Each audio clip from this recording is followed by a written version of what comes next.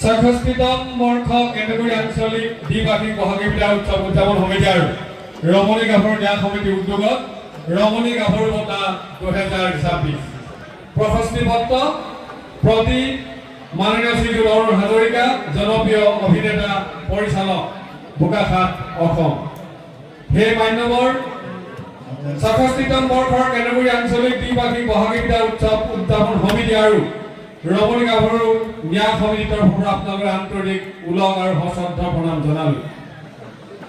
1962 চনৰ চ'ত মাহৰ এটি পূৰ্ণিমা নিশা বোকাখাট নগৰীত আপুনি জন্মগ্ৰহণ কৰি জীৱনৰ অনেক ঘাট প্ৰতিঘাত নেওচি ক্লান্তিহীন নাৱৰীয়াৰ দৰে এটি উজ্জীৱিত মন লৈ অভিনয়কে পেশা হিচাপে গ্ৰহণ কৰি আহিছে।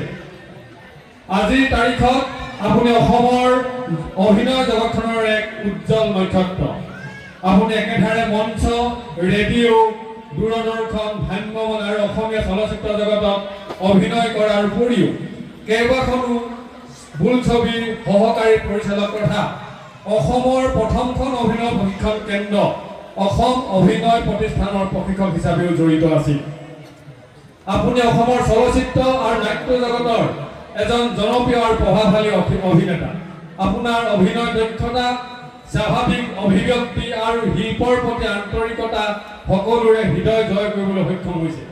বিশেষকৈ নেত্ৰকাৰ হিচাপে আপোনাৰ অভিনয় দৰ্শকৰ মনত এক বিশেষ স্থান লাভ কৰিছে।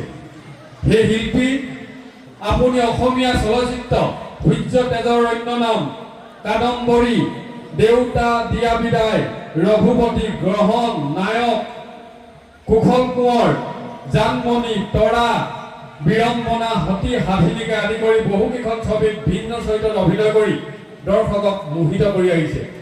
আপোনাৰ অভিনয়ৰ মাজেৰে সমাজৰ নানা দিশ সুন্দৰভাৱে প্ৰতিফলিত হয়। আপুনি কেৱল শিল্পীয়ে নহয়, নৱপ্ৰজন্মৰ বাবে প্ৰেৰণাৰ উৎস। আপোনাৰ অভিনয় প্ৰশিক্ষণ দিয়া বহুকেইজন অভিনেতা অভিনেত্ৰীয়ে অসমৰ আগশাৰী ভ্ৰাম্যমাণ মঞ্চ তথা চলচ্চিত্ৰ জগতত আসন ভ্ৰমণি কৰি আছে। অসমীয়া সংস্কৃতিক আগুৱাই নিয়াত আপোনাৰ অৱদান সদায় স্মৰণীয় হৈ থাকিব।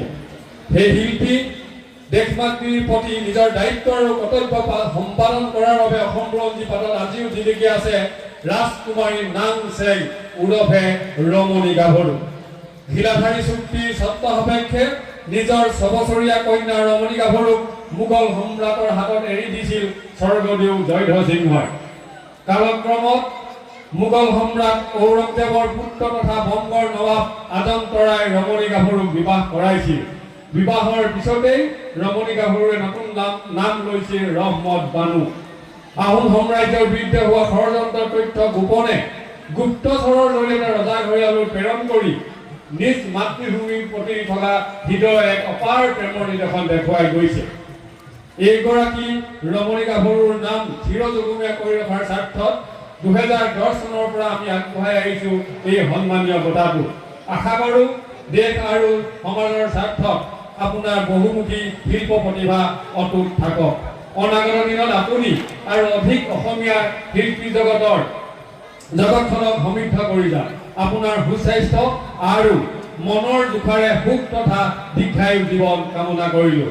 আন্তৰিক ধন্যবাদেৰে গিৰিণ বাইলুং বৰুৱা সভাপতি, অনুজ বুঢ়াগোহাঁই, অমৰজ্যোতি গগৈ, সত্যজিৎ বুঢ়াগোহাঁই সম্পাদকদ্বয়, কেন্দ্ৰীয় আঞ্চলিক দ্বিবাৰ্ষিক বহাগী বিদ্যা উৎসৱ উদযাপন সমিতি, ধ্ৰুৱজ্যোতি সন্দিকৈ সভাপতি, ৰাজদীপ বাইলুং বৰুৱা, ৰমণী গাভৰু ন্যাস সমিতি। এইখনে আছিলে